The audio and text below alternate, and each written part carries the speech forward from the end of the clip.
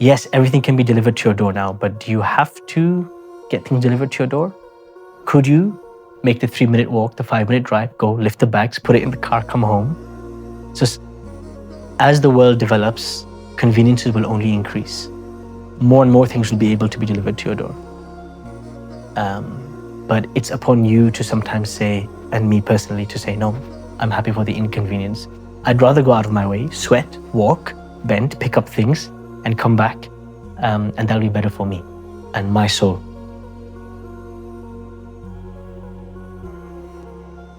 Nowadays, when people need to go somewhere, they drive, or they take some sort of public transport, or most of the day anyway is just really sitting.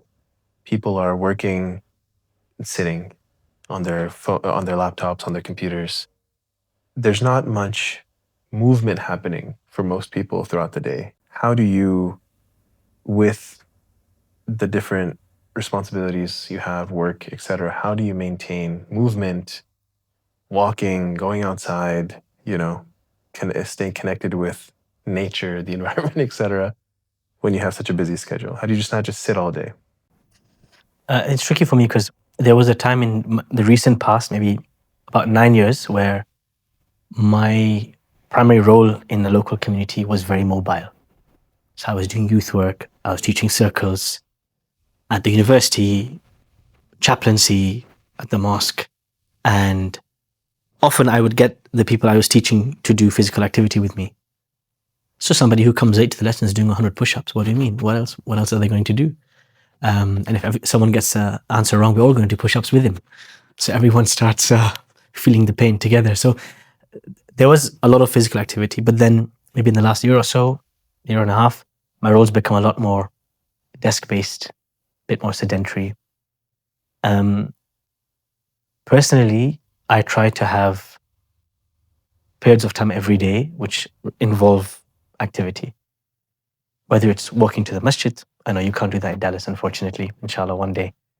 Whether it's walking to the masjid, whether it's going for a walk with the family. I think sometimes people do make macro life decisions, like where to live, that actually will determine a lot of things, or the line of work they're in. And sometimes people feel stuck in certain life decisions. I mean, this line of work, I don't know, I work at a desk, there's no other way out. And they're not willing to zoom out and think, hey, should I retrain? Should I, are there other forms of work or more flexible forms of work which give me the ability to be active? Personally, a simple thing I like to do is play football every week with a group of friends. We've got an old WhatsApp group going, group of friends from secondary school, group of friends from university, from the local masjid. So everyone's trying to do some form of sport once a week. So I find that sport is a lot more communal rather than me going to the gym and staring at myself in the mirror while I lift weights. I always find that a little bit jading. Even if it's useful in its own sense, I always prefer sport. So that's my personal way. I try to do some level of sport regularly. I try to do the same with my kids. So I'll take my kids to the park. They'll be playing, I'll be playing with them. I'll be slide tackling my son, he'll be slide tackling me in return. So those kind of things, that's kind of my personal way. If you look at the Messenger, peace be upon him, he used to race with his wives. He used to organize races in the city of Medina. Round up the young men, right, everybody, we're racing from here to there now. Let's go. And he would then be the judge of the race. He would, of course, remember that the system of life, things are walking distance. Movement is central to life. Like, you would only go on a riding beast if you really wanted to go out of your way somewhere. Even when Allah's talking about praying in war, فَإِنْ خِفْتُمْ فَرِجَالًا أَوْ رُكْبَانًا, He says if you're praying in war, you can pray on your feet while walking, or you can pray on a beast. Because there were people in war who were walking in the midst of the battlefield, in the midst of maybe a large battlefield. They'd just be walking. So sometimes one of the key things is to say no to conveniences. Yes, everything can be delivered to your door now, but do you have to get things delivered to your door? Could you make the 3-minute walk, the 5-minute drive, go lift the bags, put it in the car, come home. So as the world develops, conveniences will only increase. More and more things will be able to be delivered to your door. But it's upon you to sometimes say, and me personally to say, no, I'm happy for the inconvenience. I'd rather go out of my way, sweat, walk, bend, pick up things, and come back. And that'll be better for me and my soul. So the Prophet, peace be upon him, was known to be very strong, physically fit, active. I feel like even though the lifestyle back then was as such, maybe everybody was kind of like in the outdoors by default anyway, compared to today. The Prophet, peace be upon him, seems to me, to the best of my knowledge, like even more so than the average person even back then. So, I don't know if there's a story or an example that you can share from his life, or even thinking, okay, well, if he was with us in this life still today, in the lifestyle that we have now, how would he approach this? The Prophet, peace be upon him, it was reported that he had the strength of 40 men. Of course, this is divinely gifted, but there's also personal practice and development.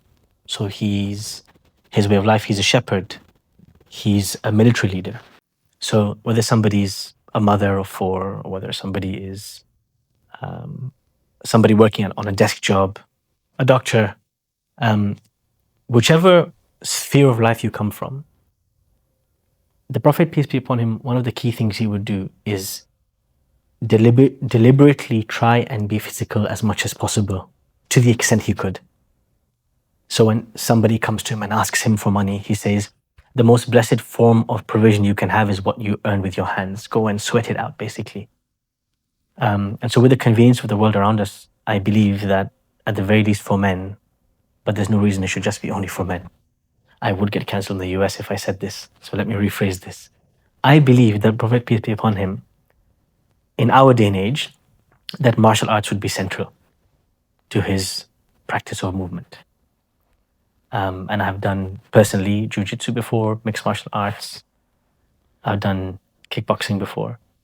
And it's not just the physical movement, but it's the spiritual discipline, the physical discipline that comes with it. That's really key. So I think that's one part of it. I think the other part of it is trying to instill movement as much as possible in between your daily actions. Most importantly, in your salah. Salah is movement, right? So one of the problems is that if you're praying salah too quickly, then your body's not actually getting that movement in. So when the Prophet, peace be upon him, spots someone praying too quickly, he stops him 3 times. You didn't pray, go back and pray. You didn't get the movement right. And what was it? It wasn't the movement, it was resting between movements. What we call tuma'nina, this idea of when you get into your bowing position, stop. And then get up and stop. And so even being more mindful about the movements in salah itself will go a long way. For parents, tumbling around with your children. So like all the gentle parenting advice that's out there, the Prophet, peace be upon him, his grandchildren were riding him like a horse in salah. Right? So he was known to have that kind of physical presence with children. He would pray with one child in one arm. How many men can pray with one child in one arm before the bicep starts to let loose and you got to pray like the Malikis for a little while, for a few weeks, and pray in Sadr, right? So he was praying with Maimuna. He was praying with his granddaughter in one arm. So pray with your children in your arms, right? Those things develop strength. It's incorporating these things into your day-to-day routine, and trying to the extent that's possible, do things that are inconvenient, do things that don't scale, get your hands dirty, lift heavy things, walk. Small things if you're working from a desk, buy a standing desk, right? Try to stand more often, etc. But more importantly and most importantly is there should be some deliberate, strenuous physical effort, whether it's martial art, whether it's sport, whether it's tumbling around with the kids. But if that's not part of the day, and then salah itself is a rushabout of weak movements, then it leads to weakness. And the Prophet, peace be upon him, said, The strong believer is more beloved to his Lord than the weak believer, even though there's good in both of them.